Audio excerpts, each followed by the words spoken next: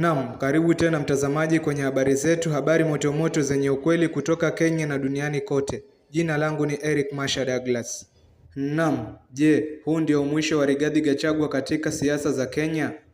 Majaji watatu wa mahakama kuu nchini Kenya, Anthony Mrima, Eric Ogolla na Fred Mugambe walichukua zaidi ya masaa 10 Jumatatu ya Juni tarehe 8 kutoa uamuzi wao kuhusu hatma ya kisiasa ya aliyekuwa naibu wa rais wa nchi Rigathi Gachagua.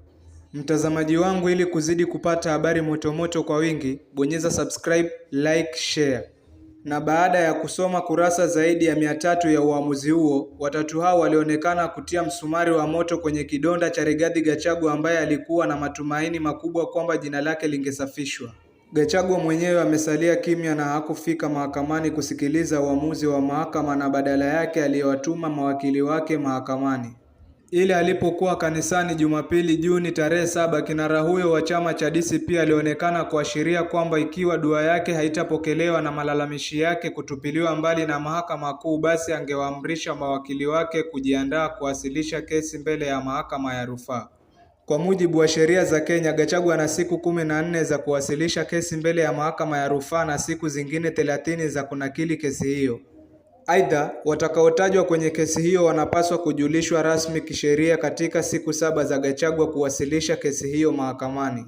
Lakini je, baada ya mahakama kuu kutupilia mbali zaidi ya hoja 6 kati ya 8 zilizowasilishwa, mahakama ya juu zaidi ina uwezo wa kubadilisha uamuzi wa mahakama kuu?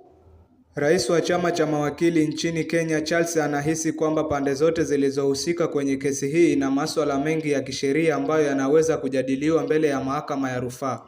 Baadhi ya masuala ambayo yalizungumzwa na majaji wa mahakama kuu, kwa mfano swala la umma kuhusishwa katika mchakato wa kumtimua madarakani afisa wa umma, iwapo swala hilo lilitekelezwa ipasavyo kwa mujibu wa katiba na sheria za nchi. Aidha, mahakama iliangazia swala la madai ya Gachagua kwamba umma ulihusishwa kwa maeneo ambayo yaliunga mkono kuondolewa madarakani kwa Gachagua na wala sio maeneo ambayo yalipinga hali hiyo. Mtazamaji wangu, ili kuzidi kupata habari motomoto kwa wingi, bonyeza subscribe, like, share.